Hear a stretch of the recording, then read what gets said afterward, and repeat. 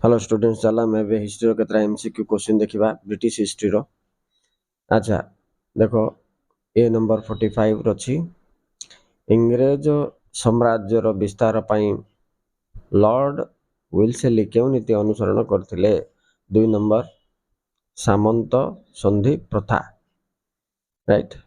तापर जीवा 46 भारत रे राजस्व लोपनीति के प्रचलन करथिले लॉर्ड डेलहाउसी। तापरे 47 नंबर चलो भारत रे वितर प्रवाह नीति उपरे किए आलोकपात करथिले। एटा गोटे इंपोर्टेंट क्वेश्चन पिला माने दादाबाई नारोजी। ओके आ से केउ पुस्तक द्वारा एहा को उन्मोचन करथिले सेटा एबे पढिबो 2024 रे। से बहिर ना हला भारत रे दारिद्र्य एवं अण इंग्रेज शासन।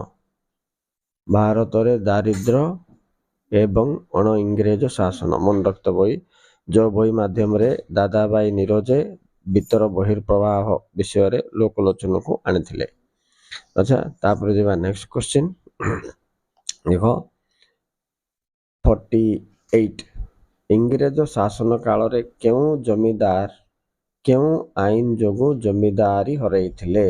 एटा सूर्यास्त आईन पिला माने सूर्यास्त आईन बोले से जमीदार मान को कंडीशन करा जायतिला जे से दिन सूर्यास्त जो दिन तांके पैसा पैठ करिवे टिकस सेरार सूर्यास्त पूर्व दे दबा अछि नले तांके पदवी से मान हरौथिले। नेक्स्ट जीवा केउ इंग्रेज बडलाट सतीदाह प्रथा उच्छेद करथिले। एटा विलियम बेंटिक उच्छेद करथिले। केबे उच्छेद करथिले 1829 रे कार रिकमेंडेशन रे राजा राममोहन राय।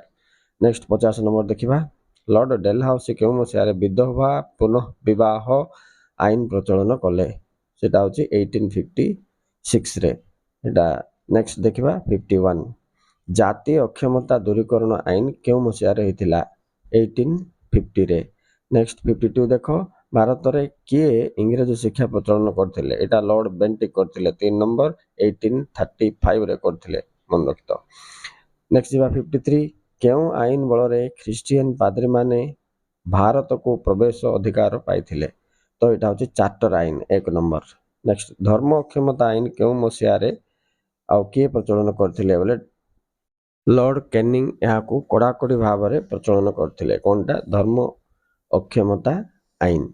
नेक्स्ट 55 रे देखो 1824 मसिया रे बाराकपुर रो सैन्य मानन को केउ ठाकू पठाइबा पाई से माने पठा जिबारु से माने मना करथिले बोले बर्मा देश।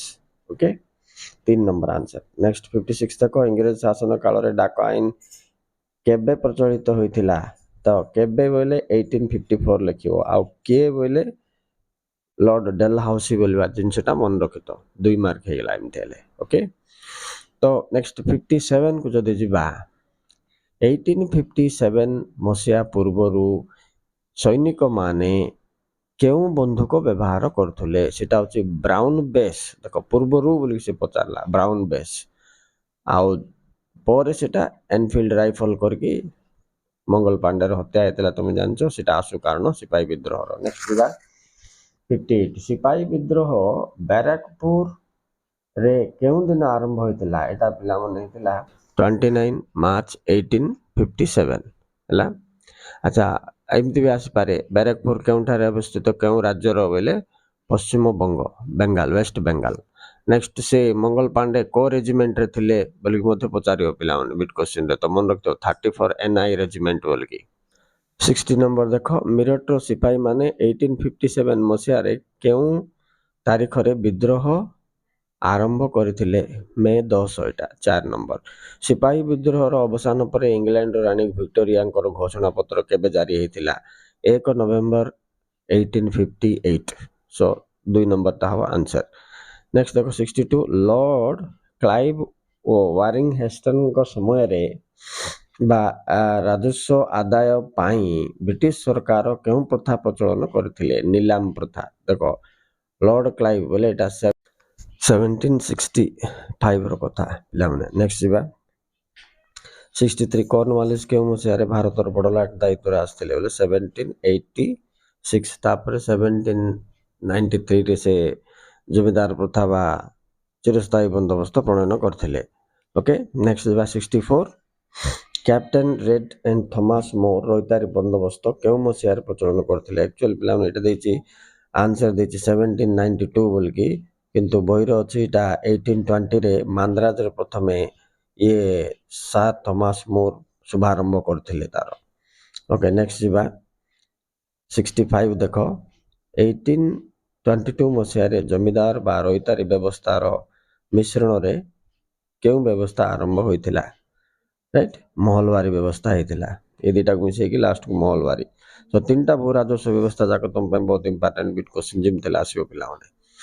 ଗୋଟେ ହେଲା ତୁମର ଚିରସ୍ଥାୟୀ ବନ୍ଦୋବସ୍ତ, ରଇତାରୀ ଗୋଟେ, ମହଲବାରୀ ଗୋଟେ। ରାଇଟ୍, ନେକ୍ସଟ ଦେଖ ବ୍ରିଟିଶ ଇଣ୍ଡିଆ କମ୍ପାନୀ କେଉଁ ମସିହାରୁ ମୋଗଲ ସମ୍ରାଟ ଦ୍ୱିତୀୟ ଶାହ ଆଲମଙ୍କ ଠାରୁ ରାଜସ୍ୱ ଦାୟିତ୍ୱ କ୍ଷମତା ହାସଲ କଲା? ଏଇଟା ଇମ୍ପୋର୍ଟାଣ୍ଟ କ୍ୱେଶ୍ଚିନ୍ 1765 ମନେ ରଖତ।